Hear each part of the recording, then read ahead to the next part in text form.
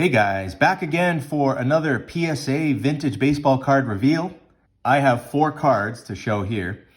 They were part of the 6 card order that I showed 2 cards of in a previous video where I showed my 56 Clemente and a 66 Mickey Mantle. These are the other 4. 3 of them were crackouts. So 2 came from SGC that I cracked out and sent to PSA. We'll see how those grades did. One was CGC. That went over to PSA. And then another was a gift from Dylan, Double D Vintage Baseball Cards.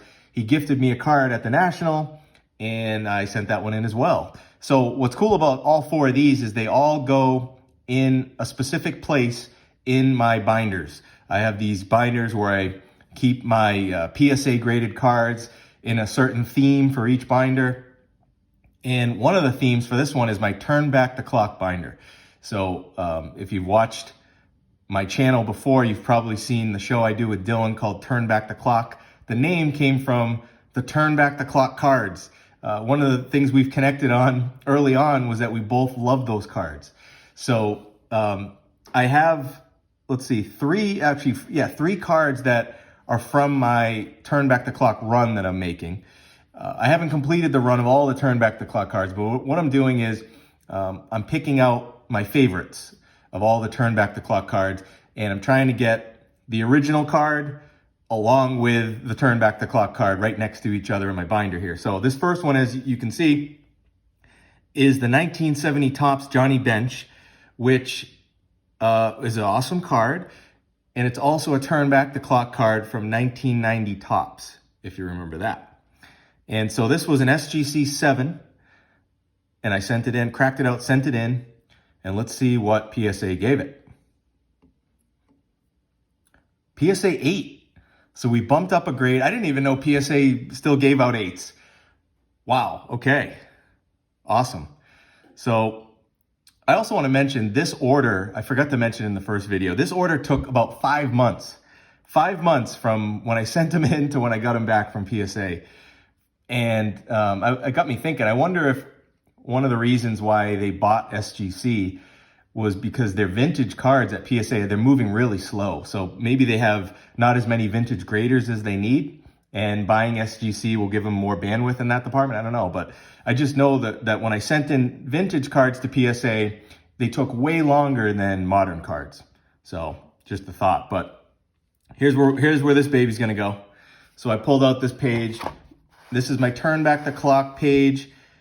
And as you can see here, I got my 1990 Fred Lynn Turn Back the Clock. I got the 90 PSA 10 Johnny Bench Tiffany, and this one's going right next to it. Look how cool they look right next to each other. So eventually I'll show that full binder once I complete a little more of it. But I got a good run so far. All right, so that one is going in that page.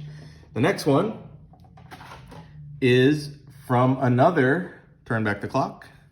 1963 Topps Stan Musial. Now this is, I think this is Stan Musial's last Topps card, and it's from the 1988 Topps Turn Back the Clock set too. All right, so this was a SGC 7.5, cracked out, sent into PSA, got a PSA 7. So it went down half a grade, but look at that card, man, that card is awesome. All right, so this one is gonna go right here in my 1988 page. Look at the Gibson next to each other there. Here we go. It's gonna go right there where it belongs, right next to that one. So that page is complete.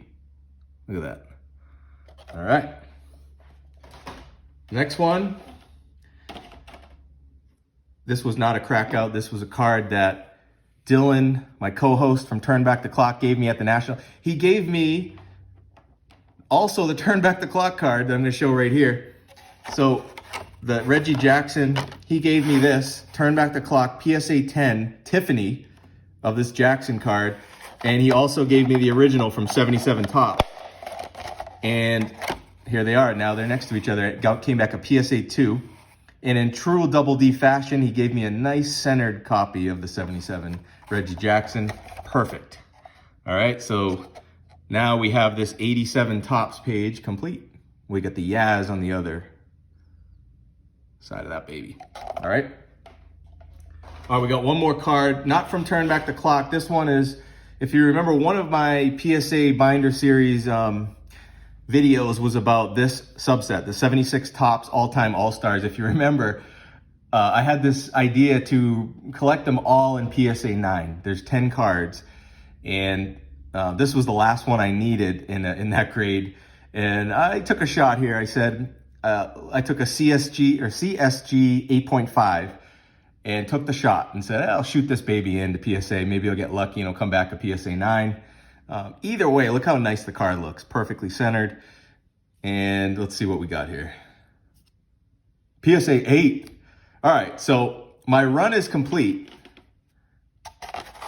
This is the last one I needed. So I had the other 9 all in PSA 9. And this is the only one that will be an 8. Does it bother me? Uniformity? Believe it or not, no. I don't know why it does. I guess it should bother me if I wanted to do them all in PSA 9. I got the run complete now. Who knows? Maybe down the road, if I ever see a PSA 9 pop up, I'll scoop it up. But for now, I think I'm past that. You know, when I started this, I think it was a few years ago, I guess I was buying the grade a little more. I don't know. But now I really don't care. So it's not uniform, I guess, completely, because one's an 8, but do I really care? No, I don't. I'm just happy now. I got that complete set, all in the same binder, and I got the full 10. So that was it, guys. That was the end of that order. Be back with another one soon. What do you think?